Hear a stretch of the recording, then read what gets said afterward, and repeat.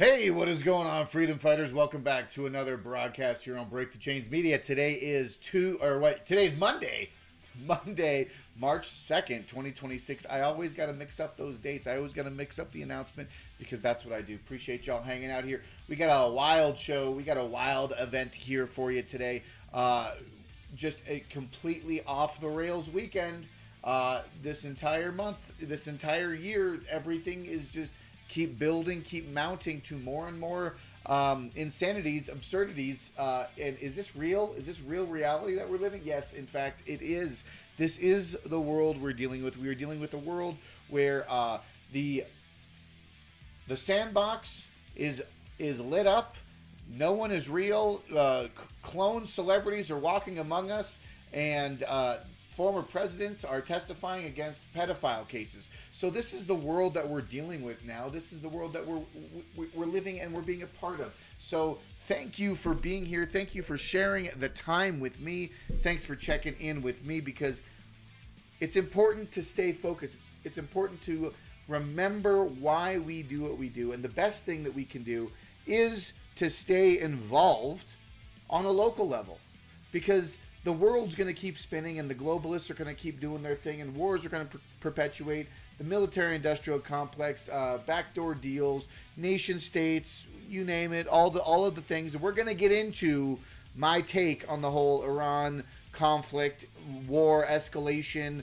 We're not going to get into the nitty-gritty or what bombed where, but we're just going to take that overarching, that long look back. We're going to take a look back and understand what's really going on. So we are going to touch briefly on the whole Iran thing because, you know, everyone's talking about it. And I'm here to bring actual meaningful and important news that matters most to us.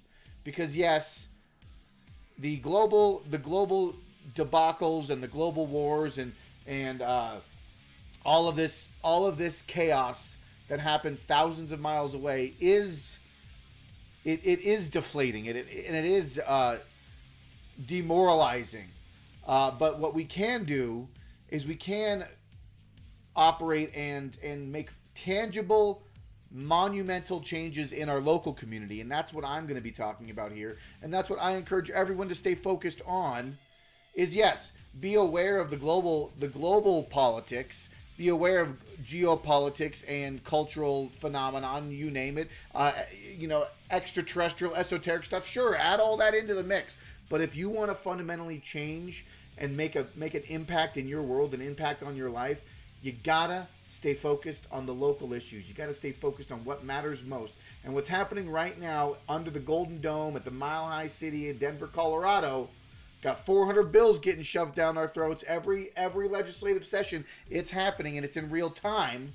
But today, they're hearing 3 different gun bills. One of them is a good one, and hopefully we can get some support behind that one and get that to the House floor. But we have 2 other ones that we're going to be talking about. We've got SB 26-004, expanding the list of expanding the list of petitioners for protection orders.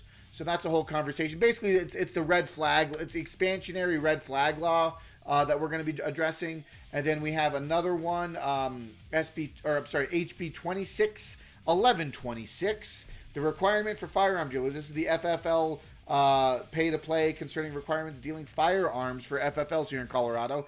Those are the 2 bad ones.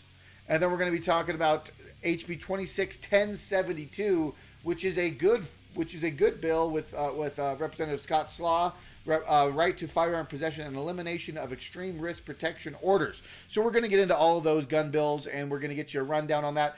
Actually, in real time, we are they're in the committee session right now, but these bills have yet to be heard. So, with that being said, after this live stream, if you are available and if you are ready, you can actually go to sign up to testify. Sign up to testify. If you have the time, you can testify on Zoom. That's what I do, and we're going to be showing you some of that here as well. But we're going to get into that. We're going to also take a little beat because I know the whole internet lit up ablaze over this past weekend, talking about how Jim Carrey is Jim Carrey real? Is Jim Carrey fake? who are we looking at? What are we dealing with here? Because that doesn't look like the Jim Carrey that I know and love. So we are going to get into all of that as well. Yeah, let me pull it up here.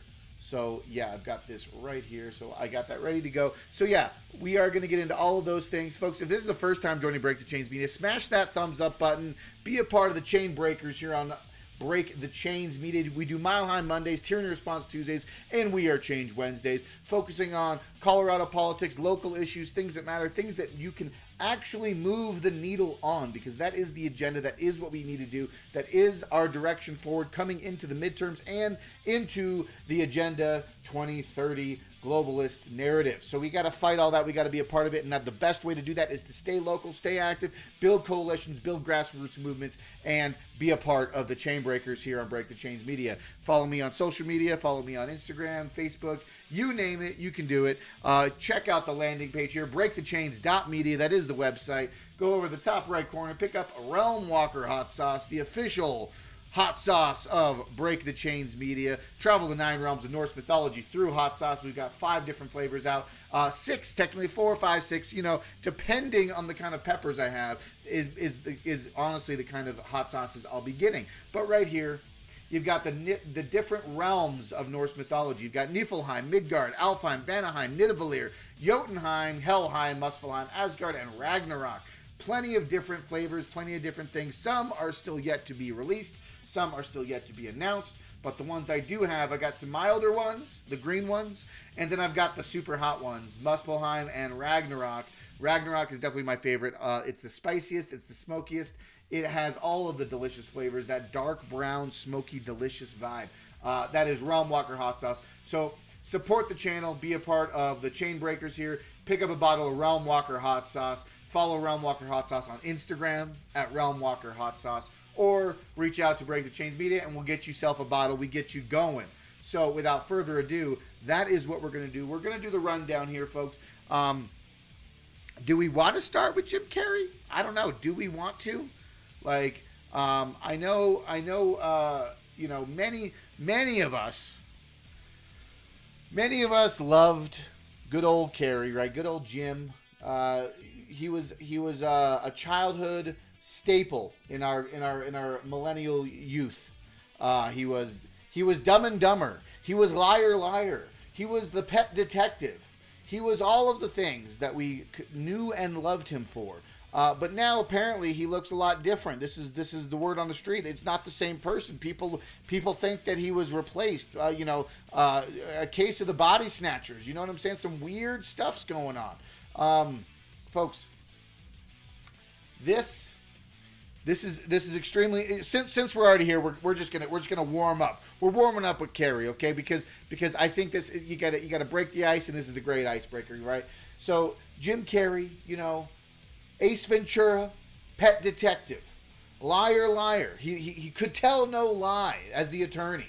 He was the dumb of the dumber, or was he the dumberer of the Dumb and Dumber? I don't know, but he was dumb. He was a pet detective, and he was an attorney, and he did, the number 23. He also was Eternal Sunshine of the Spotless Mind, The Truman Show. So many monumental roles that this man played. In every single one, he knocked it out of the park. He embodied the character. He embodied that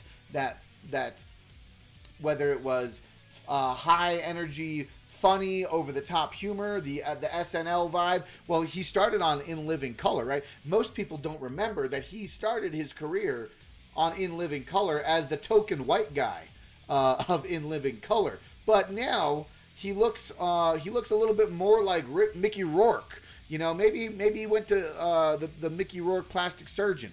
But a lot of people on the internet were saying that Jim Carrey was not the Jim Carrey that we grew up with. So he was replaced. A case of the body snatchers, possibly. Who knows? But we are going to get into this here. One of the things I did want to bring up is that why can't anyone spell his last name correctly? Right? Jim Carrey. It's 2 R's. It's always been 2 R's. I don't know if it's a Mandela effect thing or what, but no one seemed to remember that Jim Carrey has 2 R's in it, but that's neither here nor there, I guess. Fact is, folks, my personal opinion on this, and we're going to look at a couple other videos here, but it's just an old man with a bad case of Botox. It's an old man with a bad case of Botox. And I think after watching this video, we will watch this video. I did have it pulled up here. This is actually the video. So this is the video. This is the video that went wild, right? This is the video that went across the internet. And to some credit, I do think that there might have been some level of distraction using this as the precursor to the Iranian war being escalated, right? Everyone was talking about Jim Carrey for literally like 24 hours. And at the same time, we were moving military assets against Iran. So, you know, just take that in consideration too. The distraction with this hand while the other hand's moving in the background, right? But we're gonna watch this video. We're gonna watch this video, and I'm gonna break it down to you because he says very, very specific words that allude to what I think is Jim Carrey playing another role, playing another character in his life. And he's spoken about this many a times in different interviews when he says, you know, I'm just playing a character. We're all playing characters in this world. And I think that Jim Carrey, being the actor savant that he is, knew that he did some plastic surgery or he did some facial touch-ups with under the knife, so to speak. He's getting older, and I think that he, without admitting it, I do think that with what he's saying here, he's playing into the conspiracy theorists. He's playing into the conspiracy theorists looking at him and thinking that he's not real, even though it is Jim Carrey, but he's got a bad plastic surgery. So he's playing both sides. This is what I think. So let's take a listen here. You know, I wrote it and I researched it and I practiced it like crazy, but you know, it's then I watched everybody like talking 1,000 miles an hour up there receiving their awards, and I was like, I'm dead. And I made mistakes and I was like a novice, but I felt a lot of love and I felt a lot of appreciation that I tried, and what I said was true, and I really wanted to recognize my family. I wanted to recognize my dad.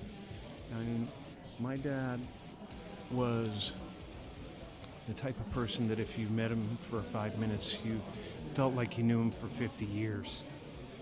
You know? I can't talk about him without getting emotional.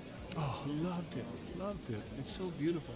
And having Michelle, you know, Camille Coton, that was also amazing. And it was just a brilliant evening, you know? Really brilliant evening. Oh my gosh.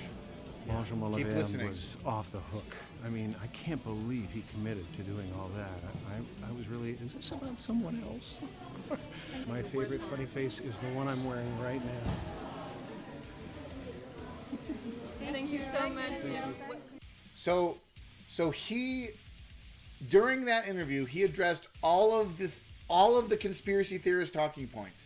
He literally said, if you knew him for 5 minutes, you felt like you knew him for 50 years, talking about his dad, but in reference to this quote unquote body double, because I think in Jim's mind, he knew that the internet was going to say that's not Jim Carrey. That doesn't look like Jim Carrey. So he peppered in some of these elusive or esoteric phrases like "I'm dead" or "the funny face is the one I'm wearing right now."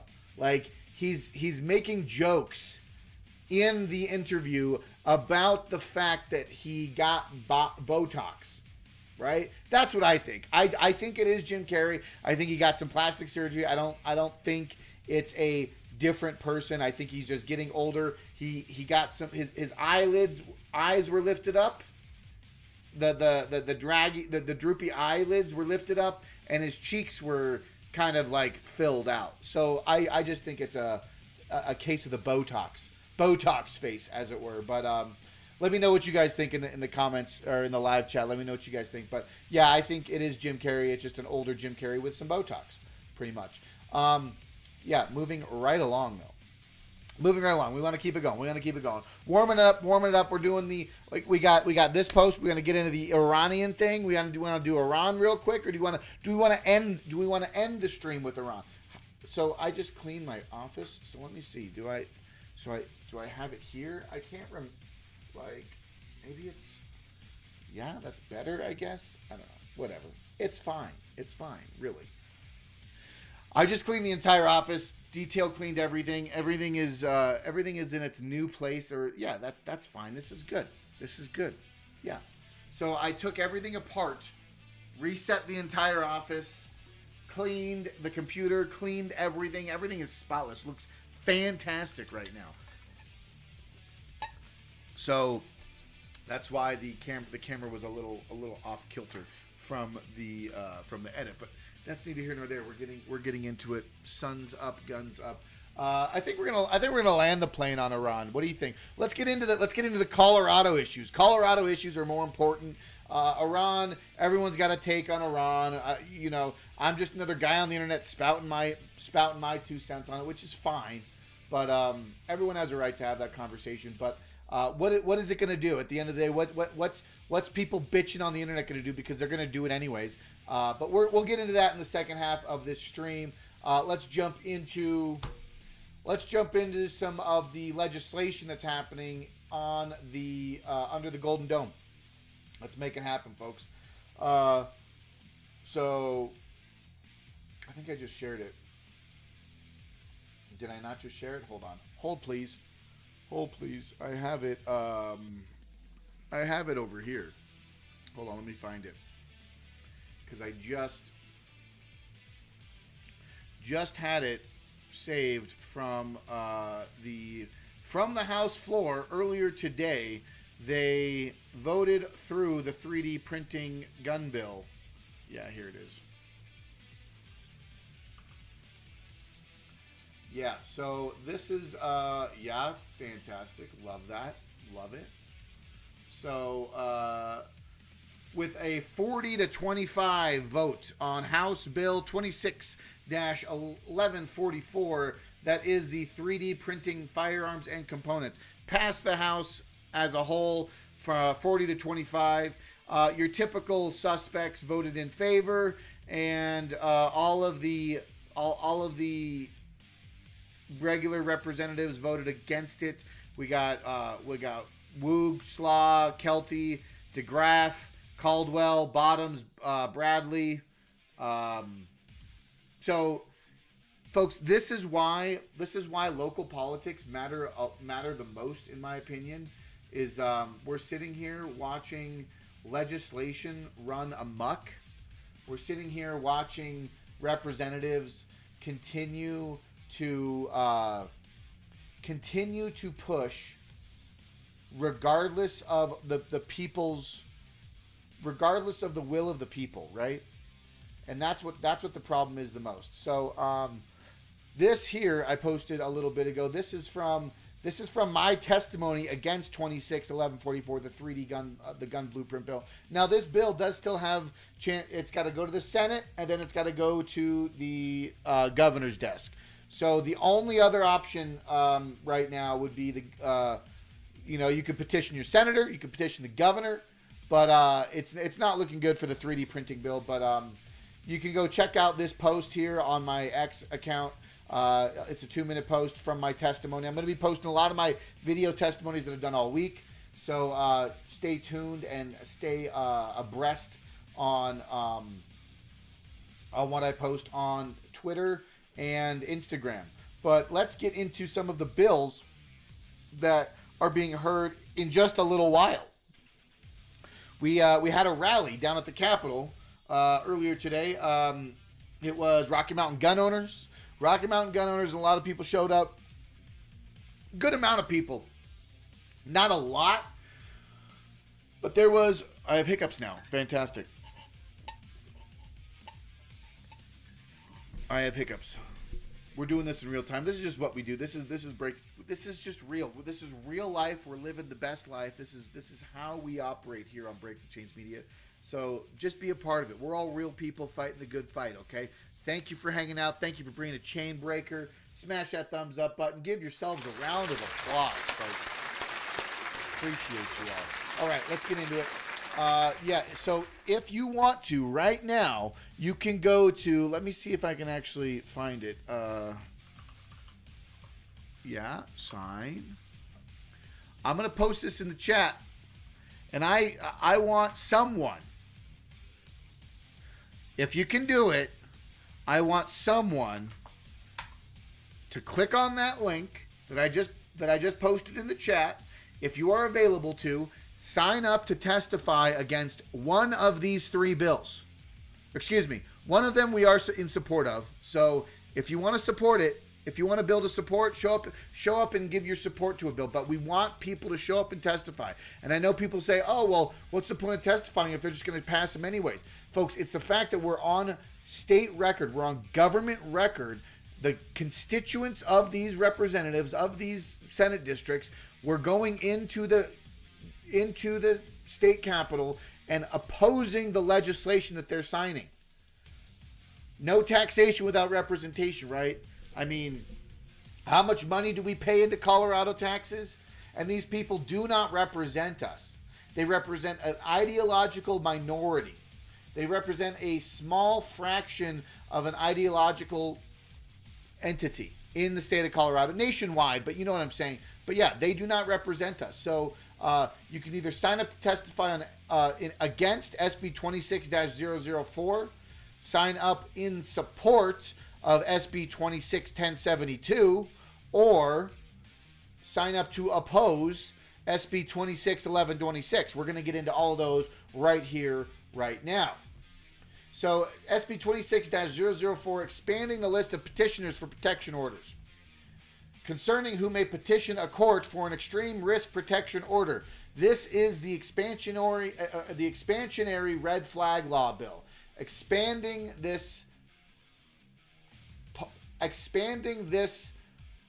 potential to healthcare facilities and teachers and education workers. This bill adds a healthcare facility that employs a healthcare professional or mental health professionals and co-responder who is part of a co-responder community to respond to the list of community members who may petition in the court for extreme risk protection order. This bill adds healthcare facilities, behavioral health treatment facilities, K through 12 schools, and institutions of higher education as institutional petitioners that may petition a court for an extreme risk protection order. That is a red flag. The extreme risk, the ERPO is a red flag law. So let's go look at the fiscal note here really quick. So it basically says the same thing here, but zero financial impact. Who'd have thought? ERPOs are a type of civil restraining order issued by the courts to temporarily prevent a person who opposes significant risk to themselves and others from accessing firearms. Under current law, licensed healthcare professionals, mental health professionals, and educators who have recent interactions with a person, as well as law enforcement and family members, may petition for the court for an ERPO. This bill adds co-responders to the list of community members and educators. Okay? Do we want educators to be the one calling for red flags laws? Absolutely not. So we got to sign up and we got to oppose this bill. Next bill.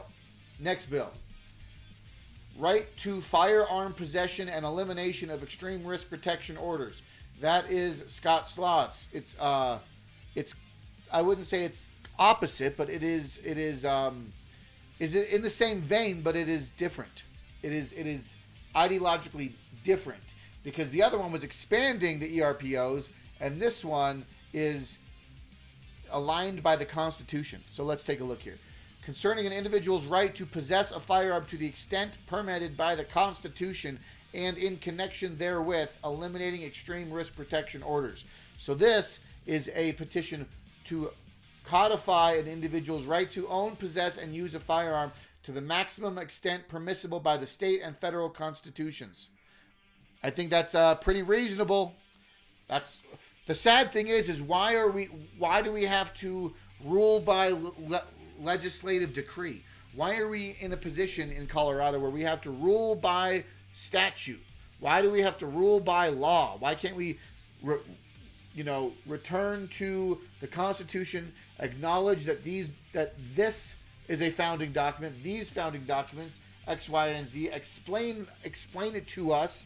But see, people are stupid, so everyone always has to associate themselves to a law or a legislation. So let's take a look at the fiscal note here.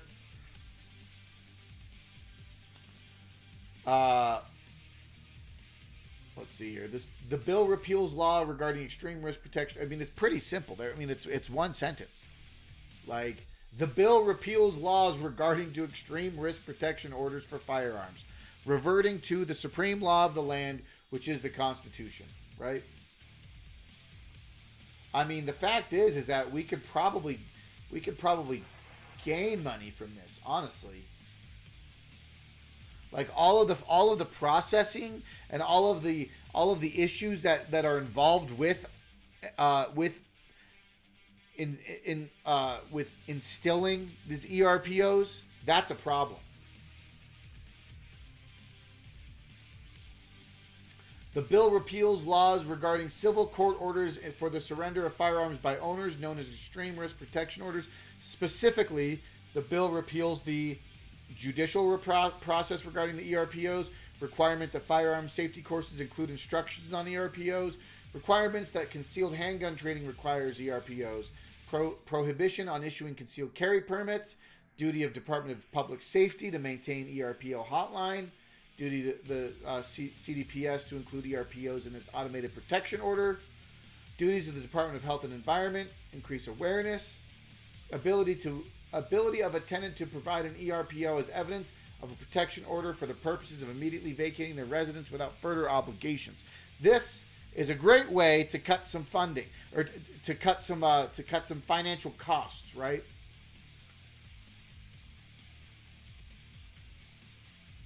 Yeah.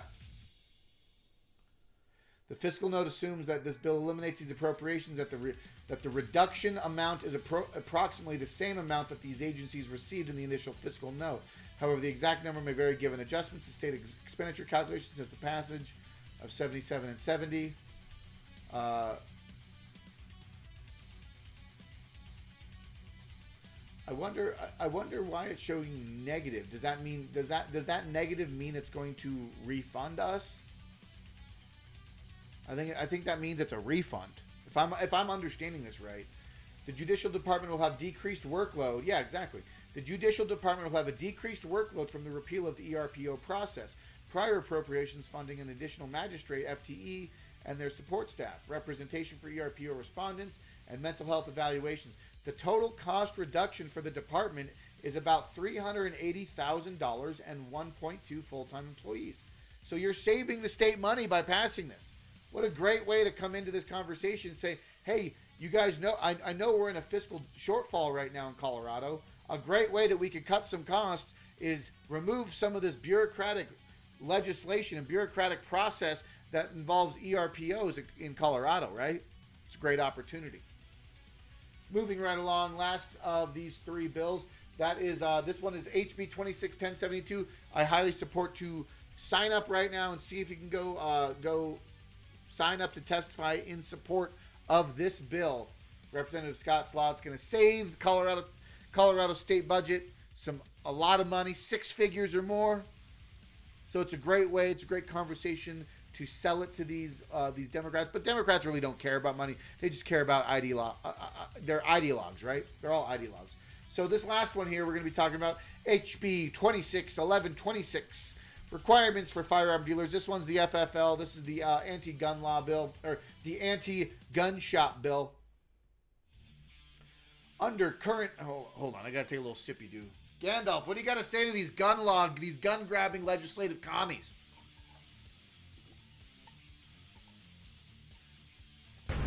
Gandalf, did you say something? Shall not pass! There we go, Gandalf. Thank you.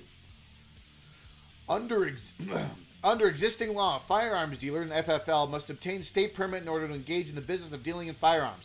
The bill clarifies that the state permit is required for a dealer to transfer firearms.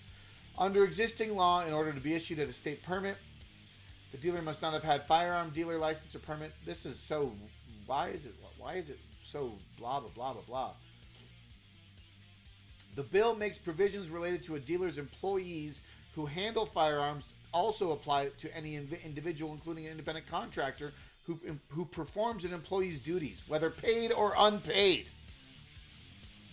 The extent to which this has to, yeah. Let's look at this here. Look at the fiscal note, okay? The bill clarifies and adds new procedures and requirements for firearm dealers under the state permitting program in the Department of Revenue. Guaranteed that, are they asking state employees and everyone else to get licensed just like everyone else? Yeah.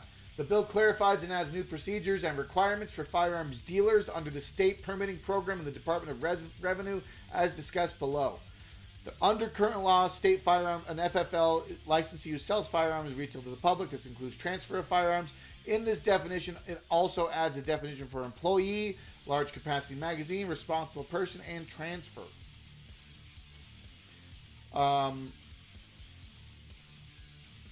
Under current law, the dealer must keep records of sales, rentals, and exchanges of firearms. The bill will require these records to also include the transfer of firearms other than destructive devices. Records may be kept in electronic format. Also, the requirement that a record include person's occupation is removed. Training requirements apply to the responsible persons of the dealer in addition to the dealer and the employee. A dealer also cannot contract with a person who the course of their contracted duties has access to firearms unless the contractor has fingerprint-based background check. Dealer must also secure large capacity magazine behind a counter in a locked case or in a locked room inaccessible to the public. God forbid the large capacity magazines are visible to the public. Beginning October 1st, 2027, a dealer's premise must contain certain security features according to rules adopted by the Department of Revenue, with security features for exterior doors or windows and interior areas where firearms are kept. This includes video surveillance systems, alarm systems, and any directly connected to a local law enforcement, continuously monitored by Central Station. Finally, dealers must report the loss or theft of a firearm from a dealer's inventory within 72 hours after learning of the loss or theft. Folks, this is just so much over-regulation, hyper-regulation in the state of Colorado against any and all firearm owners, anything to do with the Second Amendment. These people here want to throw more bureaucracy, more red tape, burying us in legal and procedural steps that we have to take just to exercise our Second Amendment rights. It's absolutely unconstitutional, and if we have to any right that is a permit to purchase or a license or a granted to you, you have to do X, Y, and Z before you can exercise your right. Folks, do not comply. Do not be a part of this system, because that is the problem. That is the problem, is that the state should not be the one being the roadblock between you and your inalienable right to defend yourself. It's absolutely insane. Absolute horse shit.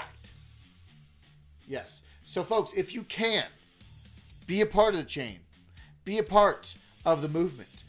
And testify in opposition to HB 1126.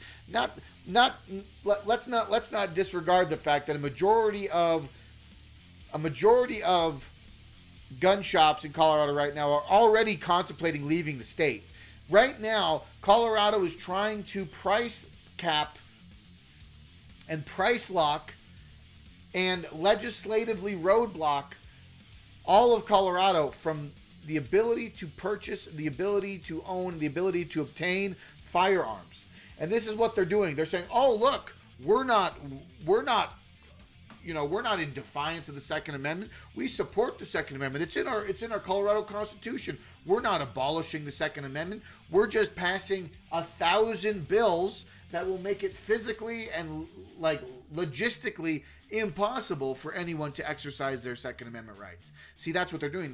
They're adding the legislative bloat and bureaucracy behind it, and we have to fight back because it's not how it should be. It should never have been this way. So testify in opposition to 261126. Sign up to testify and sign up to support 261072 and sign up to oppose 26004. That's a Senate bill. But use that link I posted in the chat. Join it. Be a part of it. And thank you for your attention to this matter. You know what I'm saying? You know what I'm saying? And let's wrap. We're going to be wrapping up here. Let's actually open up with this, because this is actually the energy that we need to see, right? When it comes to Iran, right? When it comes to the war with Iran, this growing conflict, this looming uncertainty, this world of the unknown, right? We are now in a hot conflict with Iran. Some U.S. casualties already. Multiple hundreds of strikes in Iran and in other countries in the Middle East there. We're talking Bahrain, Saudi Arabia, what was it? The Abu Dhabi, the Burj, I think, wasn't it? I don't know if the Burj Khalifa was hit, but it was like right around there. But the whole peninsula there is kind of lighting up. But this is a coordinated joint effort with Israel and America against Iran, right? And I know everyone has their opinions and everyone has their takes, and that's fine. That's acceptable. That's understandable. But we have to look at the larger picture. We have to understand, where this all started, where this all came from, right? Iran was a flourishing. Wow, can I say the word? Iran was a flourishing democratic prospect in the 70s. There was schools, university, medical centers. Women were not wearing tablecloths, walking around in the streets. Their caliphate, their extremist religious caliphate, the theocratic takeover of Iran happened after Jimmy Carter. Everyone allowed that to fester and flourish for the last 40 plus years. We've had Iran sitting there in the Middle East saying death to America, right? They were the central hub for multiple different terrorist agencies, terrorist organizations. They ran through in and out of there. Not to mention they worked with and alongside Russian assets and Chinese assets and arguably other nefarious bad actors on a global stage. So Iran was no friend to America. Now, does that mean we need to just go in there and clean house? Does that mean that I'm discrediting the fact that this could all be a ruse and a distraction from larger things, i.e., whether it be the Epstein files? Listen, the fact that we bomb Iran a day after Hillary and Bill Clinton give their closed-door testimonies regarding the Epstein connection and regarding them and their involvement with Jeffrey Epstein is very telling, in my humble opinion, as a agenda analyst or a conspiracy theorist for all the lay persons out there. But I do think it's interesting that all of this Iran attack and the escalation with Iran took place after the releasing of all this Epstein files, and then you hear the testimonies from I did not have sexual relations with that woman. Like the fact that an old Bill Clinton can testify behind closed doors, and then we get a war with Iran. Very interesting, very telling. Point is this, folks. Point is this. There's many different presidents over many different eras who's handled Iran very differently. Okay? And Donald Trump is actually making something happen. And this is the thing. And I actually, before I play this video, I'm going to show you this. Okay? I'm going to show you this. Can we at least acknowledge and agree to this sentiment right here? I hate war, and I hate the military-industrial complex. I know that the evils that they've perpetuated for over a century, for the better course of since the Industrial Revolution and prior. You talk about the Bolshevik Revolution. You talk about the Napoleonic Wars. You talk about Crusades.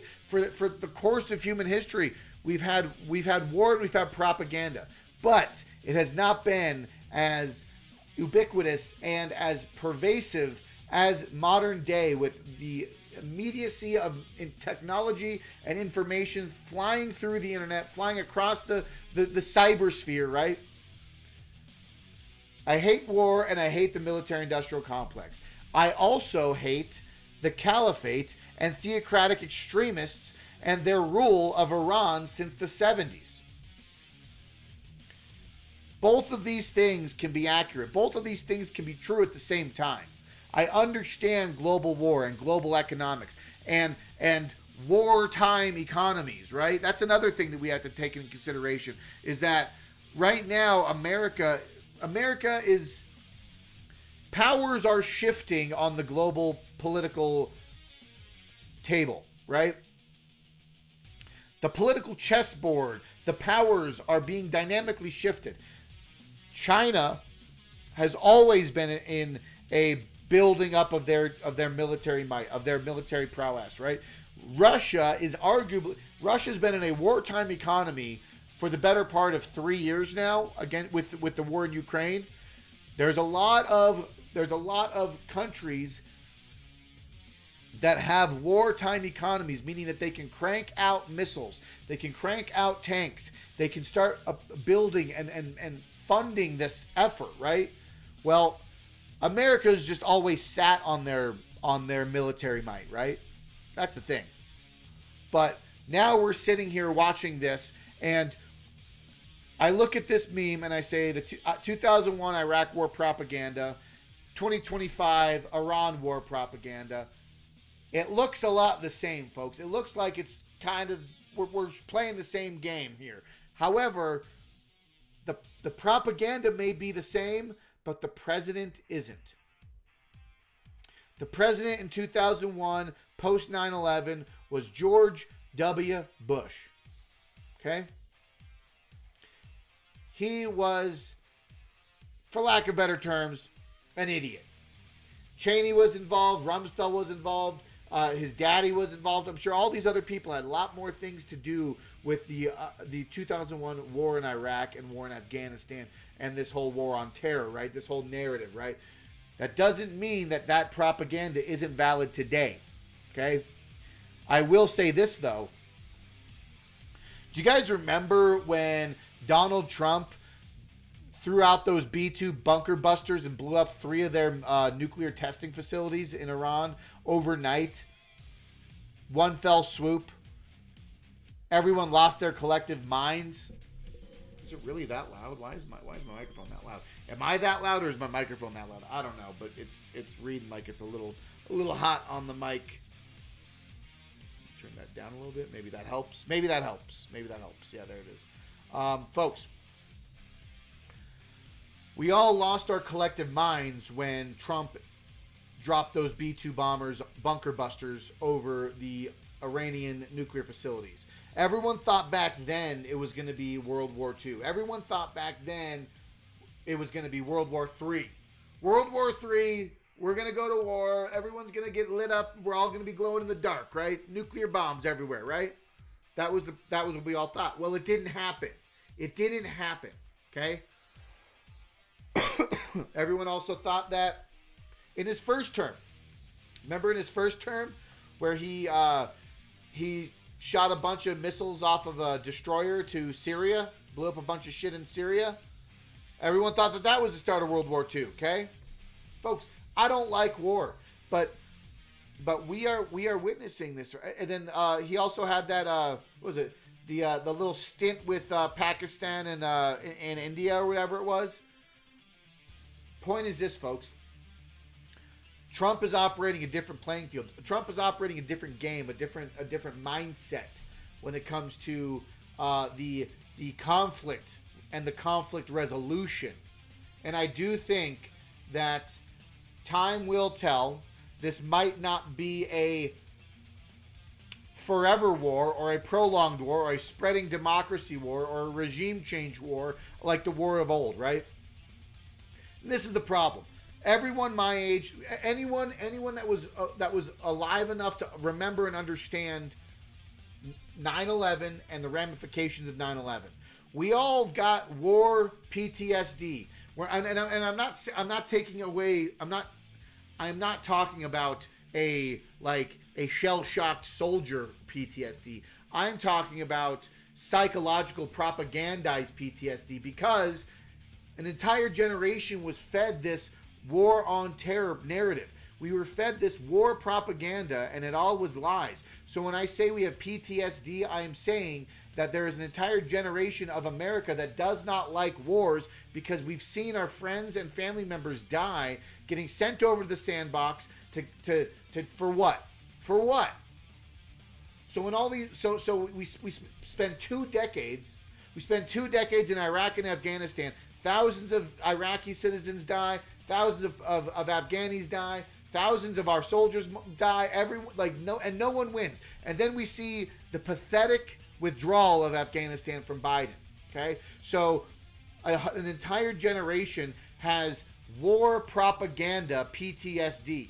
So when we hear rumors of war or talks of war, and we see everything kind of playing out in a similar fashion, we say, God, another war? Like, for real, guys? Come on. Why do we keep having to play this game? Why do we keep having to do this? So the disdain and the hatred for the war process is 100% validated. And I'm not for war.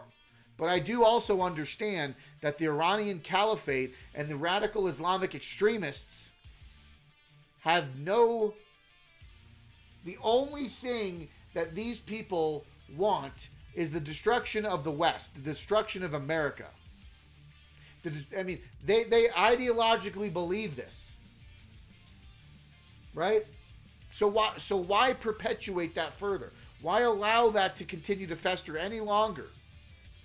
That's my take. Give it the 72-hour rule. See what happens. See how things escalate or not, and then see if there's a projection into a larger conflict, folks. We can protest larger, boots on the ground, regime change wars. This is something I will always be a strong opponent of. Is regime change, democratic installations of ideologues, right? We don't want that. We don't need that. And that's why I said we have a different president now, folks. We have a different president now. Different president from George Bush with the Iraq War, and we have a different president from Obama when he had to deal with Iraq and Afghanistan as well, right? Oh, the Iraqi people, he drone struck Abdul Ramar al-Awlaki, right? The kid that got drone striked and killed. We got different presidents now, folks. We always say the old boss is the same as the new boss, kind of garbage, and to a large degree, I agree. Okay, I do understand that sentiment. However, just watch this video. Let's take an example. Just watch this video. We got a new president. We got a different kind of president. Okay, just watch this video. Stories. Just before Obama left office, he sent 1.7 Cool. Never mind. billion stories. Just before Obama left office, he sent $1.7 billion in cash to Iran. The money was delivered in actual cash, stacked on pallets, and flown into the country. It happened in January 2016 when Obama authorized the transfer of the money to the nation known for sponsoring terrorism. How fantastic, right? What an American first president, right? Obama, Barry Hussein Obama, or Barry Soetoro for those who really know his name. The fact that this man shipped over $1.6 billion in cash on a pallet, untraceable cash, to a terror an international supporter of terror operations, Iran, the Iranian Caliphate. Here's a $1.6 billion in cash. Like, straight out of a movie, folks. Well, Donald Trump ain't playing that game. He's dropping the hammer. He's cleaning house. We've already seen a lot of escalation. We still have a lot more to see, I believe. We will see how this plays out. Pray for everyone there. Pray for the entire institution of war, because war is never a good thing, folks, right? This is one of the first things I posted, folks. And this sentiment, I still believe 100%. Okay? It's a fantastic meme. For those that get it, they really get it, because like I said, it's the Iraq propaganda from 2001. Do you remember?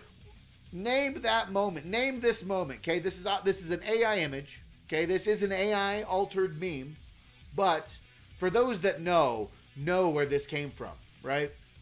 This was the iconic moment that George Bush was reading to a group of elementary school kids, when someone leans over to him and whispers, "They just blew up. They just struck the World Trade Towers." Like, this is the play that they're trying to make, right? We're living in some weird alternate reality, simulation of a fraction of a fractal of reality here. But folks, war is gay. Like, war sucks, dude. Like, sir, they think war is gay. Yes, we all think it sucks, dude. And if you're gonna say that that's a bad way to phrase, well, if you're gay, you do suck, right? If you're gay, you suck. So where's the lie, right? Come on, work with me, folks. Work with me. But yeah, it's Israel's war with Iran, not ours, and I will stand by that, right? Israel is the closest neighbor over there. Yeah. But we have to, dude, I know the Israel first people are gonna, or like the anti-Israel people are gonna rip me apart for just saying that, we have to have a presence there. If Iran retained and remained in power, in position there, it would only be a matter of time. Well, the thing is, folks, the damage is already done. So whether it's Israel's war, America's war, doesn't matter. I don't like seeing war. Stankvale, 100% agree. You get, dude, shout out indeed, dude. Shout out indeed. Let's go. Stankvale nails it on the head. I prefer war to Islamic terrorism. 100%. Bangarang, dude.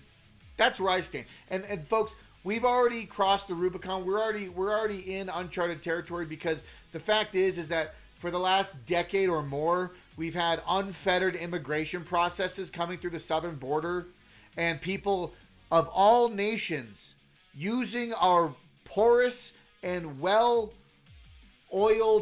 immigration fraudulent system. They've been using that to infiltrate our nation from within. So now we've got terror cells. Now we've got terrorist groups across the country, I'm sure. Various different factions, various different degrees, writing in their Arabic, sitting there with candles lit and doing their, probably making some sort of crazy manifesto in a basement somewhere with goat's blood or something psychotic. But this is what we're dealing with, folks. This is what we're against. Is that we're sitting here, we're understanding that there is a larger threat to us, to preserve our nation. What does it mean to preserve a nation? What does it mean to stand with a nation of values, right? If you don't stand for something, you'll fall for anything. So if we don't stand up against radical Islamic extremists who subjugate women, who stone and destroy anyone who doesn't agree with their ideology, Christians, Jews, gays, women, but you can have a child bride, right, folks? their ideological beliefs fundamentally do not agree with the West. So, when we're at an impasse, what do you do? When you're in between a rock and a hard place, what do you do? Oh, a rock? Oh no. When you're between Iran and a hard place, what do you do? Ah, you see what I did there? You see what I did there? No, folks. Sit around and wait. Send them pallets of cash and bribes to tell them to shut up. Should we be like past administrations where we send them $1.6 billion of cash? Should we be like past administrations? The Obama administration sending pallets of cash to Iran to say, please don't do anything crazy while I'm in office? Or do we put the hammer down? Do we drop the hammer on these goat fuckers? Excuse me. Clean them up. Give their country back to the people who don't want radical extremists in charge, a radical Islamic caliphate in charge. Give it back to a country and let them prosper and let them survive and let them flourish as a good nation. That's my opinion. We will see. Pray for everyone involved. Pray for our soldiers out there. Pray for any institutions that continue to persist in this, because it is not going away. My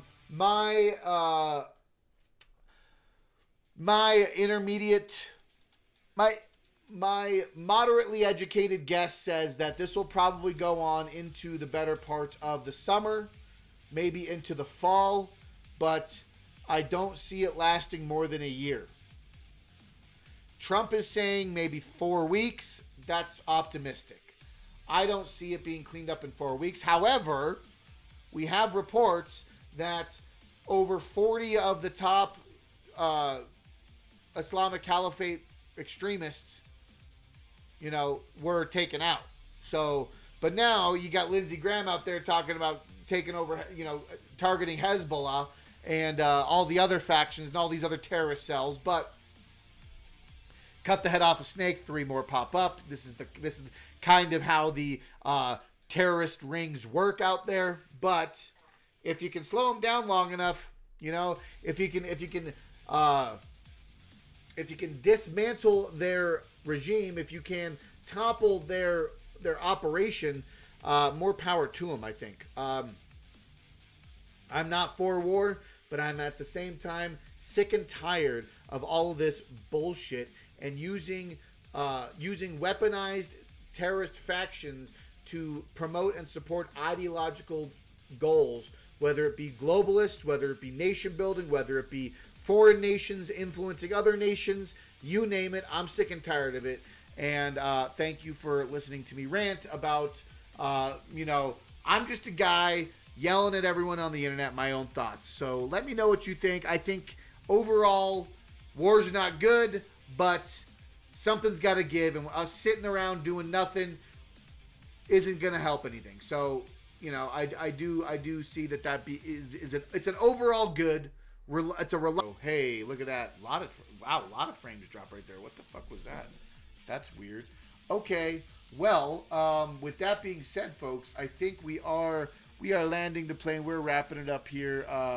Let me see. Let me see if I can find someone that I can stream, that I can raid right now. Let me see who's on, who's able to be raided, because that's what we're doing on Rumble. We're going to be raiding some people. We got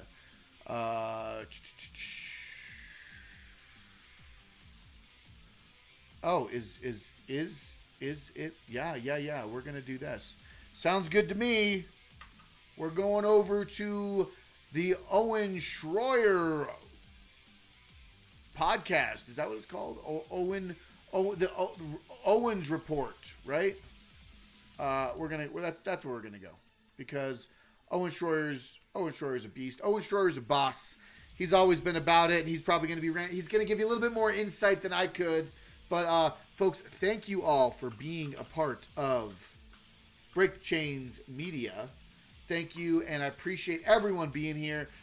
Tomorrow is Tyranny Response Tuesday, So show up and be a part of Tyranny Response Tuesday. We are Change Wednesdays on Wednesdays. Follow this channel, Break the Chains Media, on all social media platforms, Instagram, Facebook, YouTube, Minds, Rumble, Gab, BitChute, all of it. Every single one, you can find me there. Look for Break the Chains Media. You might find some older stuff. You might find some newer stuff. I don't know. Whatever floats your boat, whatever works for you. Be a part of it. So without further ado, folks, until next time, I love you. I appreciate you. And as always, fight for freedom and never give up.